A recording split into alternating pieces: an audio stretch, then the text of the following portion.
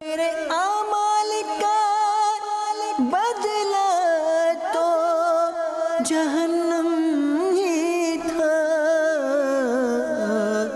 میں تو جاتا مجھے سرکار نے جانے نہ دیا۔ الحمدللہ رب العالمین والصلاة والسلام علی سید المرسلین، اما بعد فاعوذ باللہ من الشیطان الرجیم، بسم اللہ الرحمن الرحیم۔ پڑھیے الصلاة والسلام علیک یا رسول اللہ وعلی آلک واصحابک یا حبیب اللہ،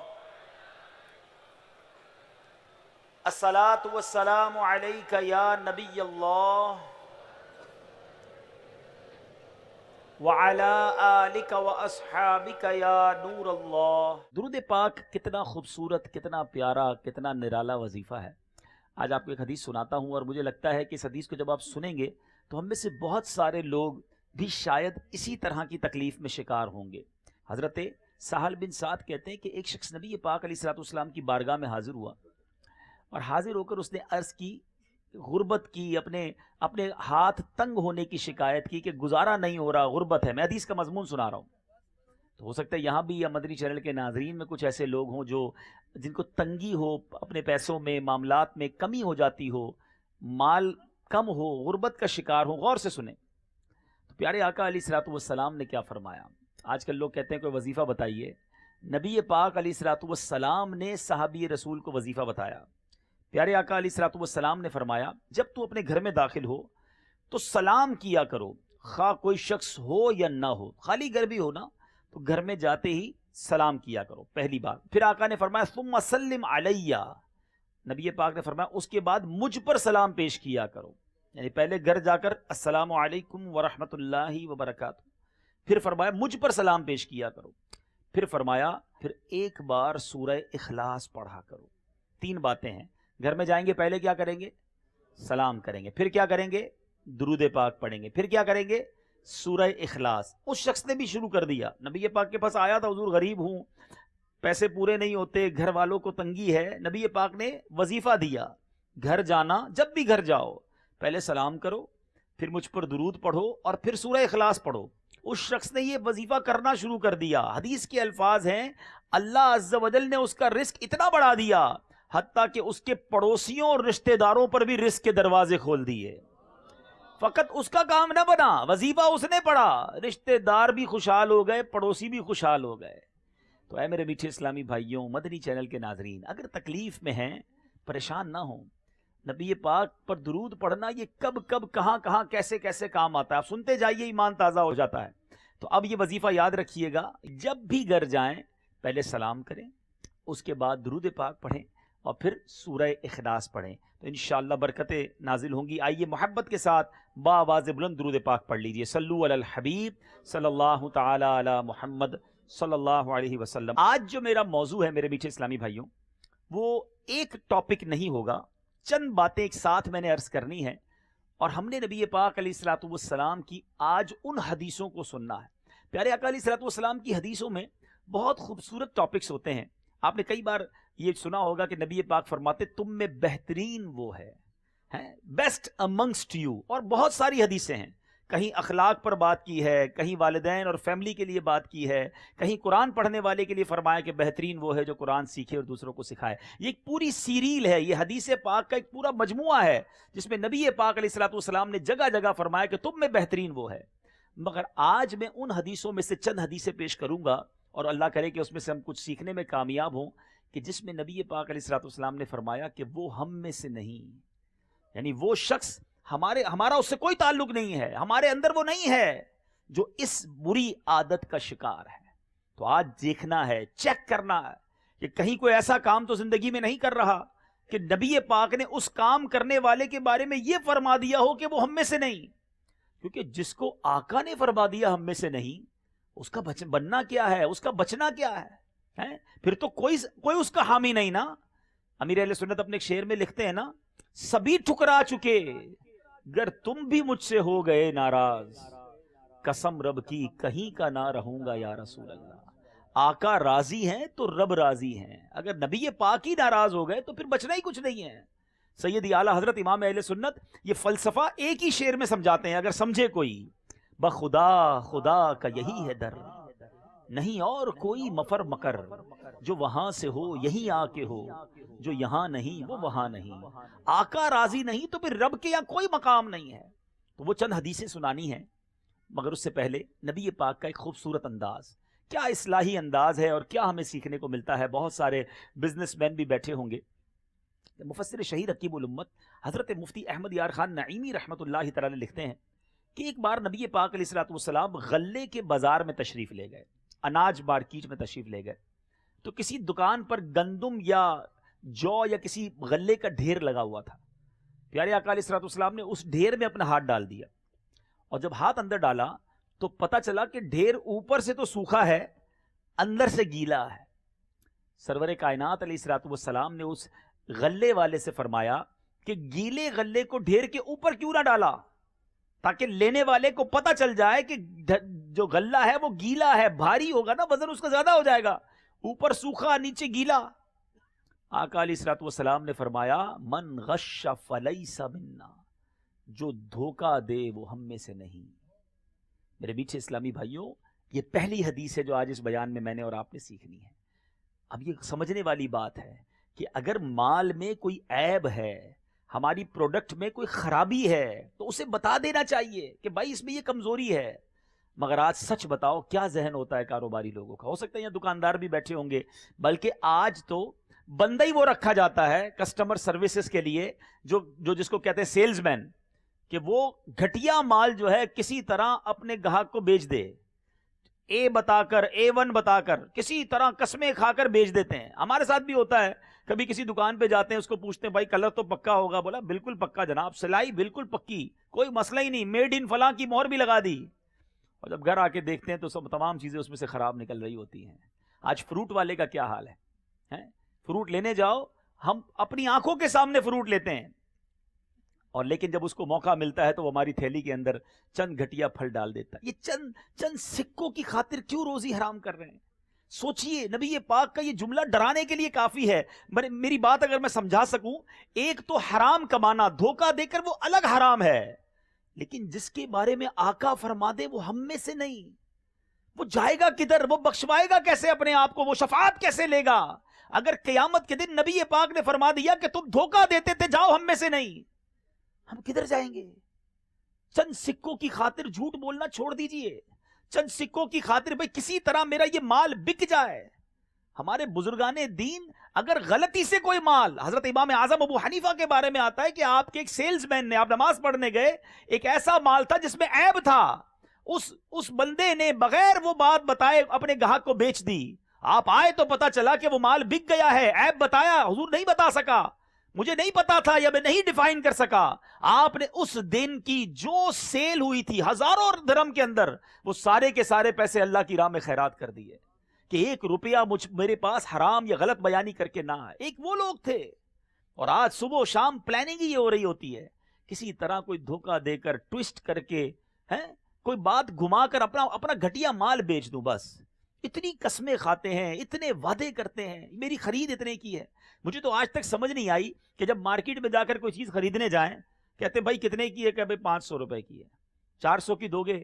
ارے جناب میری خریدی 450 کی, آپ کو 400 میں کیسے دوں گا؟ قسمیں کھانے لگ جاتے ہیں, اور جیسے ہی دکان چھوڑ کے جائیں تو 400 میں دے بھی دیتے ہیں. بھائی کیا ہمیں سمجھ نہیں آ رہا کہ آپ نے پہلے جھوٹ بولا تھا؟ کیوں جھوٹ بولنا ہے, کیوں قسمیں کھانی ہے؟ یاد رکھو میرے جتنے کاروباری لوگ یہاں سن رہے ہیں, اچھا اب پرابلم کیا ہے, ایک تو ہم کہیں نا جناب پیسے والا ہی دھوکہ دیتا ہے. افسوس تو یہی ہے کہ چھوٹے آدمی کو بھی موقع ملتا ہے, غریب کو موقع ملتا ہے, تو وہ بھی دھوکہ دینے سے باز نہیں آتا. نہ کریں ایسا, کسی کی ہائے لگ جائے گی. بعض اوقات لوگوں کے پاس ان کی جمع پونجی ہوتی ہے, لوگ چھین لیتے ہیں, دھوکہ دے کر وہ لے لیتے ہیں. کدھر جائیں گے؟ تو میرے بیچ اسلامی بھائیوں ایک بات یاد رکھیے, جو میرے نصیب میں ہے نا وہ کوئی چھین نہیں سکتا, اور جو میرے نصیب میں نہیں وہ مجھے کوئی دے نہیں سکتا. جو آپ کے نصیب میں لکھا ہے وہ مل کر رہے گا, آپ کے گھر پہنچے گا. اللہ کرے وہ اعتقاد, وہ توکل نصیب ہو جائے. آئے دن اسکینڈل پکڑے جاتے ہیں, حیران ہو جاتا ہے انسان کہ اتنا بھی انسان گر سکتا ہے. دوائیوں میں ملاوٹ. بلکہ پچھلے دنوں پتا چلا کہ جو بلڈ لگایا جاتا ہے مریض کو، جو خون لگایا جاتا ہے، خون تو آلموسٹ ڈینجرس کنڈیشن میں ہی لگایا جاتا ہے نا، مگر اس وقت اس خون لگائے جانے والے میں بھی خون میں ملاوٹ ہوتی ہے. مرنا نہیں ہے، اللہ کو جواب نہیں دینا. خون میں ملاوٹ، دوائی میں ملاوٹ، بچوں کی خوراک میں ملاوٹ. جن بچوں جو بالکل نوزائیدہ بچے ہیں، جن کی جان چلی جائے گی آپ کی اس ملاوٹ کی وجہ سے، مگر نہ جانے کون سا پردہ آنکھوں کے سامنے آ گیا ہے. کیا کرو گے چند سکوں کا؟ جھوٹ بول کر، دھوکہ دے کر، اس کا کوئی فائدہ نہیں ہے. اچھا، صرف یہ جو حدیث پاک ہے یہ ایسا نہیں صرف کاروبار کے لیے ہے. دھوکہ زندگی کے کسی بھی موقع پہ نہیں دینا نا. دھوکہ دے کر کسی کی چیز لے لیتے ہیں، دھوکہ دے کر رشتہ کر لیتے ہیں، دھوکہ دے کر بہت سارے کام ہوتے ہیں. کسی بھی موقع پر مسلمان کو دھوکہ نہیں دینا ہے. مسلمان دھوکہ دینے والا نہیں. من غش فلیس منا. اللہ کرے کہ اس حدیث سے میں اور آپ ڈر جائیں. واقعی میں آج وہ حدیثیں سنانے آیا ہوں. نبی پاک فرماتے مجھ سے نہیں تو بندہ کرے گا کیا؟ جائے گا کس کے پاس؟ سید اعلیٰ حضرت سمجھاتے سنو، سنتے ہیں کہ محشر میں صرف ان کی رسائی ہے، ان کے سوا کوئی نہیں ہوگا. وہی تو بخشوائیں گے، وہی شفاعت کروائیں گے. اور اگر انہوں نے کہہ دیا کہ جاؤ تم ہم میں سے نہیں تو ہم کدھر جائیں گے؟ سنتے ہیں کہ محشر میں صرف ان کی رسائی ہے، گر ان کی رسائی ہے لو جب تو بنائی ہے. میرے بیچ اسلامی بھائی، ایک میں نے واقعہ دیکھا تھا، ایک کلپ میری نظر سے گزرا. ایک صاحب کہتے ہیں کہ میں صبح فجر کے بعد واک کرنے گیا تو دیکھا ایک بوڑھا فروٹ والا ہے، فروٹ بیچنے والا، ٹھیلے والا، آنسوؤں سے رو رہا ہے. میں نے پوچھا کیا ہوا بابا جی؟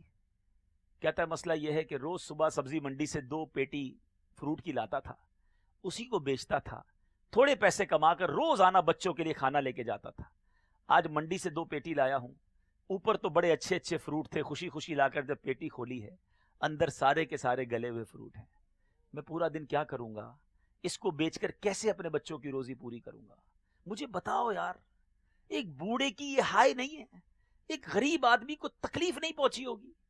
بعض لوگ سوچتے ہی نہیں ہے کہ آپ کا یہ دھوکہ کب، کہاں، کس کے دل میں جا کر کیسی تکلیف پہنچائے گا. زندگی میں کبھی ایسا نہ کرنا میٹھے اسلامی بھائیوں. اگر دھوکہ دیا ہے نا زندگی میں، چلے جائیں کسی عالم دین، مفتی کے پاس کہ حضور مجھ سے یہ غلطیاں ہو گئی ہیں، اب بتائیں میں کیسے اس کا ازالہ کروں. دنیا میں کر لو، کہیں قیامت کے دن مارے نہ جاؤ، پکڑے نہ جاؤ، عذاب میں گرفتار نہ ہو جاؤ. کبھی بھی زندگی میں ہمیں وہ کام نہیں کرنا جس کے بارے میں میرے آقا فرماتے وہ ہم میں سے نہیں. ہمیں تو کام وہ کرنا ہے جس میں آقا فرمائیں یہ میرا ہے، یہ میرا غلام ہے، جو یہ کرے وہ میرا ہے. ارے وہ کام کرو جس میں آقا دامن میں چھپا لے، وہ کام نہ کرنا جس میں نبی پاک فرمائیں کہ وہ ہم میں سے نہیں. اس سے بڑی کوئی بربادی نہیں ہے کہ اگر آقا نے ہمیں دور کر دیا. ہم تو نبی پاک کے امتی ہیں، سہارا ہی وہی ہے، آسرا ہی وہی ہے. انہی نے بخشوانا ہے، انہی نے تو معاف کروانا ہے. ہمارے پاس تو کچھ بھی نہیں ہے، نہ عمل ہے، نہ کوئی کام کیا ہے اچھا. اور اگر آقا کو بھی ناراض کر دیا تو پھر کدھر جاؤ گے؟ تو بس آج ایک پہلا پیغام آج کے بیان کا، کبھی زندگی میں کسی کو دھوکہ مت دینا.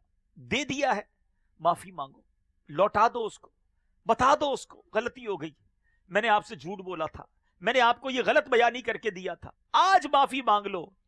قیامت کے دن کہیں مارے نہ جائیں. میٹھے اسلامی بھائیوں، ایک اور حدیث پاک سنتے ہیں، اور وہ بھی ہمارے یہاں بہت عام ہے. ماشاءاللہ یہاں نمازی بھی بیٹھے ہوں گے. نبی پاک علیہ الصلوۃ والسلام کا فرمان ہے کہ لیس منا من ینکر نقر الغرابی، یعنی جو کوے کی طرح ٹھونگے مارے وہ ہم میں سے نہیں. اور یہ کس لیے؟ یہ نماز کے بارے میں فرمایا.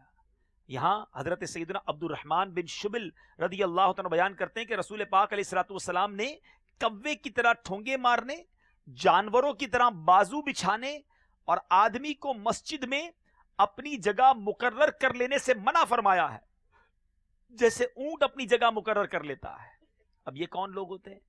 نماز میں دیکھتے ہیں نا، بعض اوقات اتنا جلدی جلدی سجدہ کرتے ہیں، دونوں سجدوں کے درمیان سیدھا بیٹھتے بھی نہیں ہیں، اور فوری فوری سجدہ کرنا، جیسے کوا ٹھونگ مارتا ہے ایسے نماز پڑھتے ہیں. اب ذرا سوچئے، ایک تو وہ طبقہ ہے جو نماز پڑھتا ہی نہیں ہے، اور ایک وہ ہے جو نماز پڑھتا ہے مگر ایسے پڑھتا ہے جو ناپسندیدہ طریقہ ہے. حدیث پاک میں فرمایا، حدیث کا مضمون ہے سب سے بڑا چور کون ہے؟ فرمایا نماز کا چور ہے. اور نماز کا چور کون ہے؟ جو جلدی جلدی نماز پڑھتا ہے، ایسے نماز پڑھتا ہے کہ نہ اپنا رکوع میں کمر سیدھی کرتا ہے، نہ سجدہ ٹھیک طریقے سے کرتا ہے. اب ذرا سوچیں کہ جو نماز نہیں پڑھتا اس کا کیا حال ہوگا. وہ تو عجب بہت بڑا مجرم ہے. لیکن نماز صحیح نہ پڑھنا یہ کس قدر سخت ہے کہ آقا فرماتے وہ ہم میں سے نہیں جو کوے کی طرح ٹھونگے مارے. نماز پڑھیں، سکون سے پڑھیں. کس بات کی جلدی ہے؟ کہاں جانا ہے آپ نے؟ اللہ کی بارگاہ میں حاضر ہوئے ہو اور وہاں اتنی جلدی بچا رہے ہیں. سوچئے نا، اگر آج مثال کے طور پہ آپ کو کسی منسٹر کے پاس، کسی وزیر کے پاس، کسی بہت بڑی شخصیت کے پاس جانے کا موقع ملے تو کیا کرتے ہیں؟ بڑے ادب سے جاتے ہیں، تیاری سے جاتے ہیں، خوشبو لگا کر، اچھے کپڑے پہن کر، بڑے جس کو آپ کہتے ہیں نا مدھم لہجے میں بات کرتے ہیں، احتیاط سے بیٹھتے ہیں، برا نہ لگ جائے سانپ کو. دنیا میں کسی کے پاس جاؤ تو اتنی تیاری، اور مسجد میں جائیں تو کوئی تیاری نہیں. جس کا جیسا لباس ہے ایسا لباس لے کے چلا جاتا ہے، جیسا منہ ہے ایسا منہ لے کے چلے جاتے ہیں. ہمیں پتا ہے مسجد میں اتنی منہ سے بدبو آ رہی ہوتی ہے، لوگ مسجد میں آئے ہوئے ہوتے ہیں، کپڑے پسینے سے شرابور ہیں اللہ کے گھر میں. کیا ایسے کپڑے پہن کے کسی دعوت ولیمے میں جاتے ہو؟ ولیمے میں جانے کے لیے نیا لباس، استری کیا ہوا، خوشبو لگا کر، منہ دھو کر، اور اللہ کے گھر کا کوئی احترام نہیں. یاد رکھو، با ادب با نصیب، بے ادب بد نصیب. اللہ کے گھر کا احترام کرو، وہ رب کریم تمہاری جھولیاں بھر دے گا. اور جب جائیں نا تو سکون سے بیٹھیں، آرام سے نماز پڑھیں، تسلی سے نماز پڑھیں. روایتوں کا مضمون ہے کہ مومن مسجد کے اندر ایسے ہوتا ہے جیسے مچھلی پانی کے اندر ہوتی ہے. کیسا سکون میں ہوتی ہے مچھلی پانی میں؟ فرمایا منافق ایسے ہوتا ہے جیسے مچھلی پانی کے باہر ہوتی ہے. پانی کے باہر مچھلی تڑپتی ہے نا، منافق مسجد میں ایسے ہی ہوتا ہے، بے چین، بے کل. بہت سارے ایسے لوگ ہوتے ہیں جب مسجد میں جاتے ہیں بار بار گھڑی دیکھتے ہیں، یار ابھی تک نماز نہیں ہوئی. جیسے امام صاحب نے سلام پھیرا ابھی دعا نہیں شروع ہوئی، بھاگنے کی تیاری ہے. اتنی جلدی کیوں ہے؟ اتنی بے چینی کیوں ہے؟ ارے آئے ہو اللہ کے گھر میں، 2 رکعت اور پڑھ لو، ہاتھ اٹھاؤ، مانگو تو صحیح، اس سے التجا تو کرو. تو خدا را میرے میٹھے اسلامی بھائیوں، ایک تو مسجد کا ادب کریں، احترام کریں، مسجد میں شور و غل نہ کریں، گندگی نہ کریں، اور پھر نماز سکون سے پڑھیں. ایک شرعی مسئلہ بھی سمجھ لیں کہ تعدیل ارکان جو ہے نا وہ کیا ہے. نماز میں تعدیل ارکان یعنی رکوع، سجود اور قوما. رکوع کہتے ہیں، رکوع سے سیدھا جو کھڑے ہوتے ہیں نا، رکوع کے بعد جب ہم سیدھا کھڑے ہوتے ہیں تو اس کو کہتے ہیں قوما. اور جلسہ کیا ہوتا ہے؟ 2 سجدوں کے درمیان جو ہم بیٹھتے ہیں اس کو کہتے ہیں جلسہ. اس میں کم از کم 1 بار سبحان اللہ کی مقدار کے لیے رکنا یہ واجب ہے. اتنی دیر رکنا، ٹھہرنا کہ سبحان اللہ کہہ لیا جائے، یہ واجب ہے، باہر شریعت میں ہے. نمازی کو چاہیے کہ اپنی نماز میں فرائض، واجبات، سنتیں اور مستحبات کا لحاظ رکھے، عاجزی کے ساتھ خشوع و خضوع اور انکساری کی کیفیت پیدا کرے. کس کے دربار میں کھڑا ہے؟ اللہ کے دربار میں. لیکن ایک عجیب ریس لگی ہوئی ہوتی ہے. تو میرے میٹھے اسلامی بھائیوں، خدارا اپنی نماز درست کیجیے. نماز کا چور اللہ اور اس کے رسول کو پسند نہیں.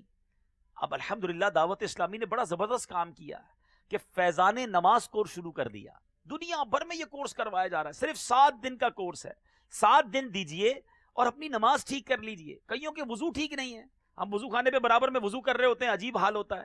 ایسے وضو کر رہے ہیں کہ لگتا ہے وضو ہی نہ ہوا. نماز پڑھتے ہیں تو پتہ چلتا ہے سجدے میں انگلیاں ہی ٹھیک نہیں لگائی، سجدہ ہی نہیں ہوا. سجدہ نہیں ہوا تو نماز ہی نہیں ہوئی. لیکن کسی کو فکر بھی تو نہیں ہے. میں ایک سوال کرنا چاہتا ہوں، اتنی بڑی تعداد میں اسلامی بھائی یہاں موجود ہیں، ہم میں سے کس نے کب نہ کہاں نماز سیکھی ہے؟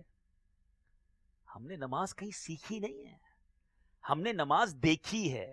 بچپن سے ابو کو، والدہ کو نماز پڑھتے دیکھا، ویسے ہی پڑھنا شروع کر دی. مسجد میں آئے تو جیسے نمازیوں کو دیکھا ویسے نماز پڑھی. وضو خانے پر بیٹھے برابر والے کو وضو کرتے جیسے دیکھا ویسے وضو کیا. کہاں سیکھی؟ کس کو پتا ہے نماز کے فرائض کتنے ہیں، شرائط کتنے ہیں، وضو کے فرائض کتنے ہیں؟ بس دیکھتے گئے اور کرتے گئے. کیا اس طرح بھی دنیا میں کوئی کام ہوتا ہے؟ کیا آپ نے اسی طرح بہت سارے کام کیے؟ آپ نے میٹرک بھی اسی طرح کر لیا، کالج میں بھی اسی طرح پڑھ لیا، ٹائپنگ اور کمپیوٹر بھی ایسے سیکھا؟ نہیں، آپ باقاعدہ سیکھنے گئے. آپ نے انسٹیٹیوٹ میں داخلہ لیا، آپ نے کورس کیا، اور جو سب سے اہم فرض ہے آپ پر اس کو کب سیکھا؟ یہ واقعی وہ ہائی لائٹ ہے جو دعوت اسلامی نے آج کے دور میں ہمارے سامنے رکھا کہ آؤ نماز سیکھتے ہیں. اور ہمارے پاس ایسی مثالیں موجود ہیں. 50 60 سال کے جب اسلامی بھائی نے فیضان نماز کورس کیا یا پریکٹیکل وضو اور نماز کا کیا، ان کے الفاظ ہیں کہ اب پتا چلا زندگی میں 50 سال کے بعد کہ وضو کیسے ہوتا ہے. ہمیں آج پتا چلا کہ نماز کے فرائض کیا ہے. سوچئے، کئی ایسے لوگ ہوتے ہیں جو 20 25 سال سے نماز پڑھ رہے ہیں مگر درست نہیں پڑھ رہے. تو خدارا یہ حدیث ڈرا دینے کے لیے کافی ہے کہ وہ ہم میں سے نہیں جو نماز میں حدیث کا مضمون ہے کوے کی طرح ٹھونگے مارتا ہے، سکون سے آرام سے نماز پڑھیں اور خاص طور پہ تعدیل ارکان کا خیال رکھیں۔ تیسری حدیث، نبی پاک علیہ الصلوۃ والسلام فرماتے ہیں حسد کرنے والے، چغلی کھانے والے اور کاہن کے پاس جانے والے کا مجھ سے کوئی تعلق نہیں اور نہ ہی میرا اس سے کوئی تعلق ہے۔ حسد، چغلی آج یہ ہمارے معاشرے میں کتنی عام ہو گئی ہے۔ کبھی سوچا ہم نے کہ آج بھائی بھائی کو حسد ہو گیا ہے، بہن کو بہن سے حسد ہو گیا ہے، دوست کو دوست سے حسد ہے، آج کسی کی ترقی اچھی نہیں لگتی۔ حسد کی تعریف کیا ہے پہلے ذرا سمجھ لیجئے تاکہ پھر اندازہ ہو جائے کہ ہم حسد کر رہے ہیں کہ نہیں کر رہے۔ حسد کی تعریف یہ ہے کہ کسی بندے کو نعمت ملے اور دل میں یہ تمنا ہو کہ یہ اس سے چھن کر مجھے مل جائے۔ اس کو کیوں ملی بھائی؟ مجھے مل جائے، یا کم از کم اس کی تباہ ہو جائے۔ مجھے نہیں ملنی نا، تو کم از کم اس کی نعمت تباہ ہو جائے۔ اے میرے میٹھے اسلامی بھائیوں، اب ذرا غور کرتے ہیں، جتنے اسلام میں بیٹھے نا، جتنے مجھے سن رہے ہیں، اپنے بارے میں غور کرتے ہیں کہ کہیں حسد ہو تو نہیں گیا۔ حسد یہ وہ بیماری ہے میٹھے اسلامی بھائیوں جو جہنم میں لے جانے والا عمل ہے۔ حدیث پاک کا مضمون ہے حسد نیکیوں کو اس طرح کھا جاتا ہے، جلا دیتا ہے جس طرح آگ لکڑی کو جلا دیتی ہے۔ حسد کرنے والا پتہ کیا کرتا ہے؟ سارا دن عبادت کرنے والا بھی ہو، اگر نمازیں پڑھنے والا ہو، روزے رکھنے والا ہو، صدقہ خیرات کرنے والا ہو، سارے دن کی نیکیاں جمع کرتا ہے اور حسد کر کے اس کو آگ لگا دیتا ہے۔ کہیں یہ تو نہیں کر رہے ہم؟ اب آئیے غور سے سنیے کہ حسد ہم میں سے کسی کو ہے یا نہیں۔ میں چھوٹا سا ایک ٹیسٹ بتاتا ہوں آپ کو، چیک کر لیجئے۔ آپ کے خاندان میں، آپ کے دوستوں میں، آپ کے رشتہ داروں میں، قریب کے لوگوں میں کوئی ایسا ہے، آپ کی مارکیٹ میں، آپ کے کاروبار کرنے والوں میں کوئی ایسا ہے کہ جب بھی اس کو کسی وجہ سے ترقی ملتی ہے، کوئی خوشی ملتی ہے تو آپ کو برا لگتا ہے، یا اس کی آپ کے سامنے کوئی تعریف کرتا ہے تو آپ کو مزہ نہیں آتا؟ تو سمجھ لیجئے there is something wrong، کوئی گڑبڑ ہے۔ مجھے کیوں اس کی تعریف اچھی نہیں لگتی؟ کیوں مجھے کوئی آ کر بتاتا ہے کہ یار پتہ چلا وہ فلاں کا ماشاءاللہ کام بہت ترقی کر گیا، دوسری دکان کھول لی ہے، تو مجھے دل میں تکلیف کیوں ہونے لگ جاتی ہے؟ یعنی اتنا برا حال ہو گیا ہے کہ اگر کوئی دوست آ کر بتائے نا یار ذرا دیکھو میں نے نیا گھر لیا ہے، آپ کب آئیں گے، آپ کو دعوت ہے، تو اس کے گھر بھی جاتے ہیں، بریانی بھی کھا کر آتے ہیں اور بعد میں کہتے ہیں 2 نمبر کے پیسے سے بنایا ہوگا۔ اس کے گھر بننے پر تمہیں تکلیف ہے؟ اچھی خاصی گاڑی لے کر کوئی دوست آئے گا، کہے گا یار دیکھو یار موٹر سائیکل تھی، اللہ نے پیسے دیے، میں نے گاڑی لے لی، ارے بھائی بہت مبارک ہو ماشاءاللہ، جیسی گاڑی لے کر آگے گیا سود کے پیسے سے لی ہوگی۔ اس کی گاڑی میں تمہیں پرابلم، اللہ نے نعمت دی ہے، پرابلم تمہیں ہو گئی ہے۔ کسی کو نوکری میں ترقی مل جائے، ساتھ ہی کام کرتا ہو اور اس کو جناب اس کی جاب آگے بڑھ جائے، تنخواہ بڑھ جائے، یہ چاپلوسی کرتا ہے نا اس لیے اس کی تنخواہ بڑھ گئی ہے۔ سوچئے آپ کتنا گندا دل ہے اس کا کہ جس کو بھائی کو، مسلمان کو ترقی مل رہی ہے اور آپ کو پرابلم میں ہو رہی ہے۔ اور ایک اور بات بتاؤں، یہ حسد اتنا غلط عمل ہے، قیامت کے دن یا مرنے کے بعد جو سزا ملنی ہے ملے گی۔ حسد کرنے والا دنیا میں بھی جلتا ہی رہتا ہے، کیونکہ سامنے والے کو ترقی ملے گی، اس کو تکلیف ہو، نہ نیند آئے گی، نہ سکون آئے گا، بلڈ پریشر الگ ہائی، ٹینشن الگ۔ یہ میں آپ کو صحیح بتا رہا ہوں، بہت سارے وہ لوگ جن کو رات کو نیند نہیں آتی نا، یا بہت سوچتے ہیں، ہمیں ملتے ہیں لوگ کہتے ہیں یار بہت سوچتا رہتا ہوں، بس نیند نہیں آتی، سکون ہی نہیں ہے لائف میں۔ میں صحیح بتا رہا ہوں، جن کو سکون نہیں ہے نا وہ چیک کر لیں، یا تو وہ کسی کے ساتھ حسد میں مبتلا ہیں یا کسی کے بارے میں بدگمانی کرتے ہیں، نیگیٹو بہت سوچتے ہیں۔ یاد رکھنا، جس کو جو حسد سے پاک ہے نا، جو حسن زن کا عادی ہے، وہ بڑی سکون کی نیند سوتا ہے۔ آپ کو کوئی کہے یار فلاں کو ایک فیکٹری اور بڑھ گئی، آپ کہے ماشاءاللہ اللہ اور برکت دے، ہے سب کا بھلا، سب کی خیر، سب کے بھلے میں اپنی خیر، یہ ذہن رکھو۔ اتنا گندا دل ہو جاتا ہے حاسد کا کہ جس سے حسد ہے نا، کوئی آ کر کہے پتہ چلا اس کی دکان میں آگ لگ گئی، اس کی گاڑی کا ایکسیڈنٹ ہو گیا، ایسا سامنے تو کہیں گے او ہو بڑا افسوس ہوا جناب، مگر دل میں لڈو پھوٹ رہے ہوتے ہیں، بہت اچھا ہوا اس کی گاڑی لگ گئی، میں تو چاہتا ہی تھا برباد ہو جائے۔ آپ سوچئے کتنا گندا دل ہے اس کا کہ مسلمان کے نقصان پر خوش ہو رہا ہے۔ لیکن آپ بتاؤ کہ ایسا ہے نہیں ہمارے معاشرے میں؟ برابر میں دکان ہوتی، مارکیٹ میں 10-15 دکانیں ایک ساتھ ہوتی ہیں نا، کسی کی دکان پر گاہک زیادہ چلے جائے، او ہو جادو کرا ہے اس نے، تو تعویذ کر دیا ہے، سارے گاہک اس کے پاس ہی جا رہے ہیں۔ ارے اللہ دے رہا ہے اسے روزی، تو بھی اللہ کا ذکر کر، اللہ تجھے بھی دے دے گا۔ اچھا ایسا بھی ہوتا ہے بعض اوقات کوئی شخص بڑا نیک ہو جائے، توبہ کر لے، اب ذکر و درود پڑھنے والا، ٹوپی اوپی لگانے والا بن جائے، روز نماز پڑھے، واپس آ کر دکان پہ تسبیح پڑھے، بندہ بولے دیکھو یہ کوئی وظیفہ لے کر آئے، میری طرف ہی منہ کر کے پڑھ رہا ہے، مجھے ہی پھونک رہا ہوگا۔ اللہ اکبر. وہ ذکر کر کے برکتیں پا رہا ہے, تم بدگمانی کر کے حسد کر کے اپنی آخرت برباد کر رہے ہو. سوچو نا, اتنا میں کیا, اتنی مثالیں میرے پاس, ساری رات میں مثالیں دیتا رہوں. حج پر جائے کوئی, انشاءاللہ حج پہ جا رہا ہوں, او ماشاءاللہ مبارک, میرے لیے دعا کرنا. اب دوسروں کو کہتے ہیں حرام کے پیسے کماتا ہے, دیکھو حج پہ جا رہا ہے. یار وہ اللہ نے اسے بلایا, نبی پاک نے اپنا مہمان بنا, تم کون ہوتے ہو اعتراض کرنے والے؟ وہ جانے, اس کا رب جانے نا. کیوں تکلیف ہے کسی کی ترقی میں, کیوں برا لگتا ہے؟ اور یہ حسد بھائی بھائی میں ہو جاتا ہے. ایک بھائی ترقی پالے, ایک بھائی کو اچھا جگہ رشتہ ہو جائے یا اس کی بیٹا ہو جائے, دوسرے بھائی کے اولاد نہ ہو, دوسری بہن کے اولاد نہ ہو, یہ شیطان مردود بھائی بہنوں میں حسد کروا دیتا ہے. تو یہ بیماری خطرناک ہے. اور کتنی خطرناک ہے کہ اللہ کے حبیب نے فرمایا وہ ہم میں سے نہیں, میرا اس سے کوئی تعلق ہی نہیں ہے. تو چیک کرو میرے میٹھے اسلامی بھائیوں, یہ بیماری ہمیں خود چیک کرنی ہوگی کہ اگر زندگی میں کسی سے حسد ہے تو اس کو دور کیجیے. یہ دور کیسے ہوگا؟ اس کا طریقہ بھی علماء نے لکھا. سب سے اچھا طریقہ تو یہ ہے کہ بندہ دعا کرے کہ یا اللہ میرے دل کو حسد سے پاک کر دے, مسلمانوں کے لیے بری سوچ سے پاک کر دے, مجھے مسلمانوں کا خیر خواہ بنا دے. اللہ کریم ہے, آپ واقعی دعا مانگو گے دور ہو جائے گا.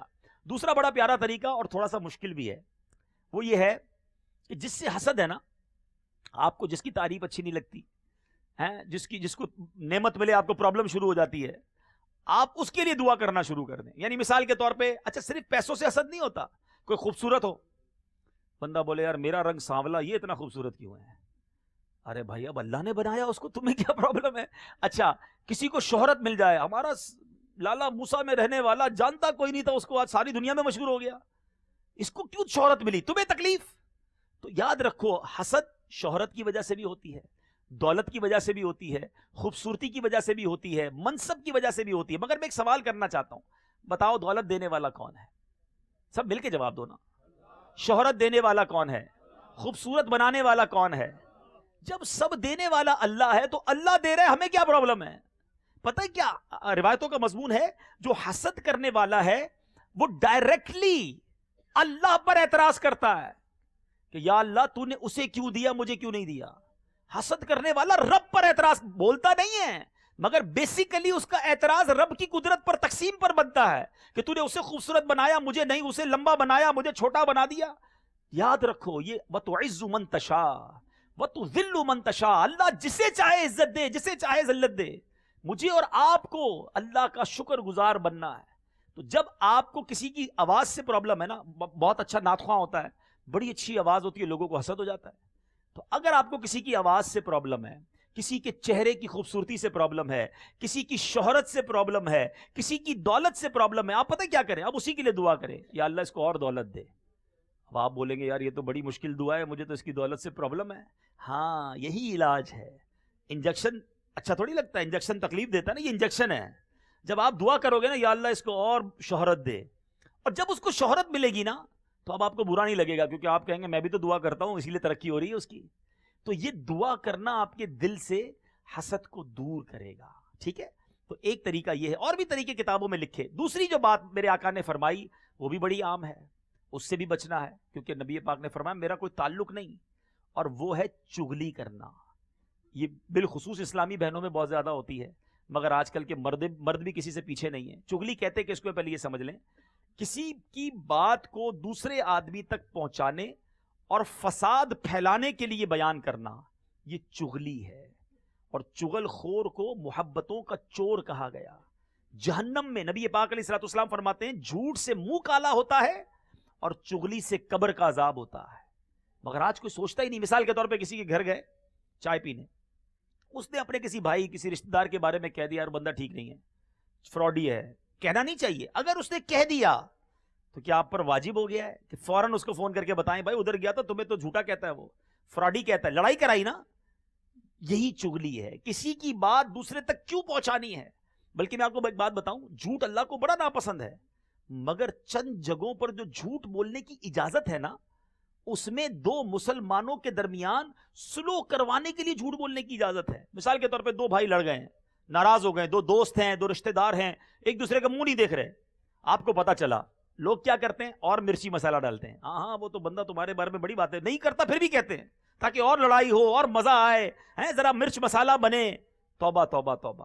حالانکہ یہاں شریعت اجازت دیتی ہے کہ آپ دونوں کو ملانے کے لیے جھوٹ بول سکتے ہیں. مثال دیتا ہوں, زید اور بکر یہ دونوں ایک دوسرے سے ناراض ہیں. آپ بکر کے پاس گئے تو جا کر کہا یار میں زید سے مل کر آیا ہوں, آپ کی بڑی تعریف کر رہا تھا, بڑی دعائیں دے رہا تھا آپ کو. اب اس کے دل میں ہوگا یار میں تو سمجھا مجھ سے بڑا ناراض ہے, دعا کر رہا تھا. ہاں, اب زید کے پاس جائیں کہ یار وہ بکر سے ملاقات ہوئی, وہ تو ماشاءاللہ آپ کے لیے بڑی دعائیں کر رہا تھا, بڑے اچھے الفاظ میں آپ کو یاد کیا. دل میں نرمی ہوگی نا, اب دونوں کو بٹھا دیں, دوستی کرا دیں. یہ صلح کروانے کے لیے بعض مقامات پر بعض شرائط کے ساتھ جھوٹ بولنے کی اجازت ہے. مگر آج جھوٹ بولتے ضرور ہیں لوگ, مگر مزید دوری کرنے کے لیے میاں بیوی کو لڑا دیں گے, خاندان کو لڑا دیں گے, بھائی بھائی کو لڑا دیں گے. مرنے کے بعد کیا جواب دو گے اللہ کو؟ چغل خور کے بارے میں نبی پاک نے فرمایا وہ ہم میں سے نہیں. اللہ کرے کہ دل میں اتر جائے میری بات. اللہ مجھے اور آپ کو حسد اور چغلی سے محفوظ فرما دے. جبھی تو دعوت اسلامی کا نعرہ ہے نا, محبتوں کے چور, یہ اسی لیے یاد دلایا جا رہا ہے. صرف نعرہ لگانا نہیں ہے, چغلی سے بچنا بھی ہے. پتہ چل جاتی ہے بعض اوقات کسی کی زبان سے نکل جاتا ہے کوئی جملہ, غصے میں ہوتا ہے, فلاں بندہ ٹھیک نہیں ہے, میں اس سے بات نہیں کروں گا, وہ بندہ خراب ہے. آپ کو اگر پتہ چل گیا تو یہ کب لازم ہوا کہ فوری طور پہ آپ اس کو پہنچائیں, پی جائیں, چھپا لیں, دبا دیں بات کو, تاکہ دو بھائیوں میں لڑائی نہ ہو. نبی پاک علیہ الصلوۃ والسلام کا فرمان ہے, جو ہمارے بڑوں کا حق نہ پہچانے, ہمارے چھوٹوں پر رحم نہ کرے, اور ہمارے علماء کا حق نہ پہچانے, ان کا احترام نہ کرے, وہ میری امت سے نہیں ہے. یاد رکھیے گا, اپنے سے بڑی عمر کے لوگوں کا ادب کرنا ہے, اپنے چھوٹوں پر شفقت کرنی ہے, علماء کا ادب کرنا ہے, علم کی تعظیم کرنی ہے. اور آقا نے فرمایا وہ ہم میں سے نہیں. مگر آج کیا حال ہے؟ آج بچے بھی پریشان ہیں بڑوں سے, اور بڑے بھی بچوں سے پریشان ہیں. نہ بچے بڑوں کا ادب کر رہے ہیں, نہ بڑے بچوں پہ شفقت کر رہے ہیں. گھر کا ماحول ہی عجیب بنا ہوا ہے. کئی بزرگ ملتے ہیں, کہتے ہیں یار بچے جواب ہی صحیح منہ نہیں دیتے, میرا بچہ مجھے ساتھ ہی نہیں دیتے, ادب ہی نہیں کرتے. میں یہاں ہاتھ جوڑ کر اپنے بزرگوں سے عرض کرنا چاہتا ہوں, پھر بچوں سے بھی بات کرتا ہوں, کہ برائے کرم آپ نرم ہو جائیے.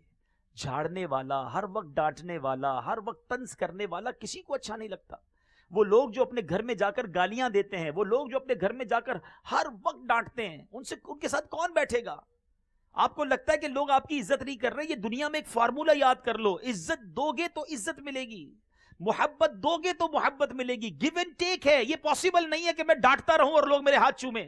یہ ممکن ہی نہیں ہے کہ میرا منہ چڑھا رہے اور سارے مجھ سے مسکرا کر ملے. یہ پاسبل ہی نہیں ہے. آپ مسکرائیے, سامنے والے کے چہرے پہ خود ہی مسکراہٹ آ جائے گی. آپ پیار دیجئے. پیار ایک ایسی چیز ہے, شفقت ایک ایسی چیز ہے, آپ جانور کو دینا, جانور قدموں میں آ جاتا ہے. بکری کو ہاتھ لگائیں, بکری, بلی کو ہاتھ لگائیں, بلی پیروں, جانور کا بچہ پیار سے آ جاتا ہے, پھر بھی انسان ہے. لیکن محبت دینا ہی نہیں آتی, شفقت کرتے ہی نہیں ہیں.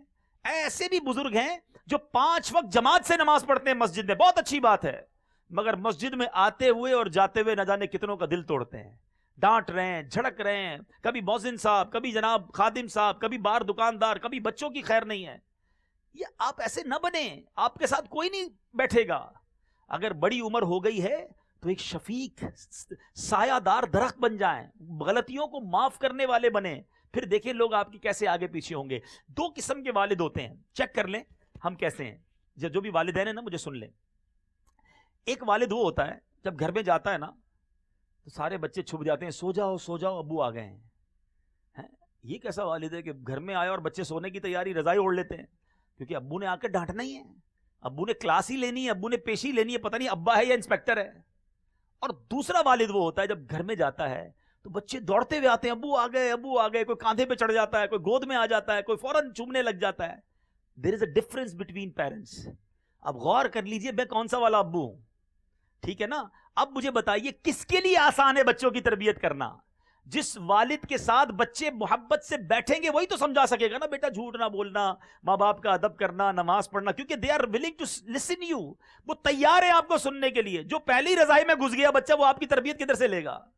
یہ ہے وہ فرق کہ جب آپ محبت دو گے, شفقت دو گے تو شفقت ملے گی.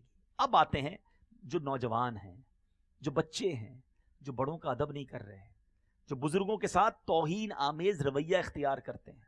یاد رکھیں, جن کے پاس اللہ نے مال دے دیا ہے, کوئی پیسہ آ گیا ہے, کوئی منصب آ گیا, ہو سکتا ہے آپ کے ملازم میں بھی سفید داڑھی والے کچھ ہوں, مگر یاد رکھنا اسلام ہمیں بزرگوں کے ادب کا درس دیتا ہے. سبحان اللہ, پیارے آقا علیہ الصلوۃ والسلام فرماتے جو نوجوان کسی بزرگ کے سن رسیدہ ہونے کی وجہ سے، بزرگ ہونے کی وجہ سے، بوڑھا ہونے کی وجہ سے عزت کرے تو اللہ تعالیٰ کسی کو مقرر کر دیتا ہے جو اس نوجوان کے بڑھاپے میں اس کی عزت کرے گا۔ اگر آپ چاہتے ہیں جب میں اور آپ بوڑھے ہوں اور ہماری کوئی عزت کرے، آج آپ اپنی جوانی میں بوڑھوں کی عزت کریں۔ بعض اوقات غریب رشتہ دار ہوتے ہیں، ملازم ہوتے ہیں، مگر ادب سے بات کریں، پیار سے بات کریں۔ پیسہ آ گیا اس کا مطلب یہ نہیں کہ تم نے کسی کو خرید لیا ہے۔ اگر داڑھی سفید ہے، بال سفید ہے، اس کو باپ کی جگہ سمجھو، اس کو عزت سے پیش آئیں، اٹھ کے ملیں، بیٹھائیں اپنی جگہ پر۔ جھاڑ رہے ہوتے ہیں، ڈانٹ رہے ہوتے ہیں، ایسے بات کر رہے ہوتے ہیں، خیال نہیں آتا کہ اتنی بڑی عمر کے آدمی سے میں بات کیسے کر رہا ہوں۔ وہ بیچارہ غریب کچھ کہہ نہیں پاتا۔ ایک اور روایت سنیے، نور کے پیکر تمام نبیوں کے سرور صلی اللہ تعالی علیہ وسلم نے فرمایا، اے انس، بڑوں کا ادب و احترام اور چھوٹوں پر شفقت کرو، تم جنت میں میری رفاقت پالو گے۔ سب چاہتے ہیں نا نبی پاک کے ساتھ جنت میں جانا۔ یہ دو فارمولے یاد رکھ لو، جو نوجوان ہیں وہ بڑوں کا ادب کریں، کتنا بھی تم بڑے ہو جاؤ، کتنا بھی تمہارا نام ہو جائے، جب کوئی بڑی عمر کا آدمی ملنے آئے اس کو ادب دو، مسکرا کر ملو۔ اللہ کریم ہے، تمہارا یہ ادب کرنا تمہارا بیڑا پار کر دے گا۔ ہے خواجہ خواجگان، خواجہ غریب نواز کا نام سنا ہے نا، کتنا بڑا نام ہے۔ آپ کو پتا ہے خواجہ غریب نواز کی لائف میں تبدیلی کیسے آئی؟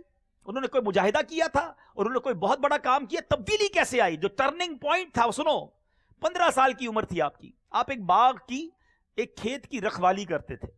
آپ کے باغ میں ایک بڑی سفید ریش والے، ایک بڑے نورانی چہرے والے بزرگ آئے۔ 15 سال کا نوجوان ہے، نوجوانوں مجھے سنو، 15 سال کا نوجوان جس کا اپنا باغ ہے، لیکن جب حضرت ابراہیم قندوزی رحمۃ اللہ تعالی علیہ جب تشریف لائے تو حضرت خواجہ غریب نواز، جو اس وقت 15 سال کی عمر ہے، آپ کا نام حسن سنجری تھا، آپ نے دیکھا ایک بزرگ آئے ہیں، آپ ان کے پاس گئے اور جا کر بڑے ادب سے انہیں بٹھایا، پانی پیش کیا، اپنے باغ سے انگور نکال کر حضرت کو پیش کی۔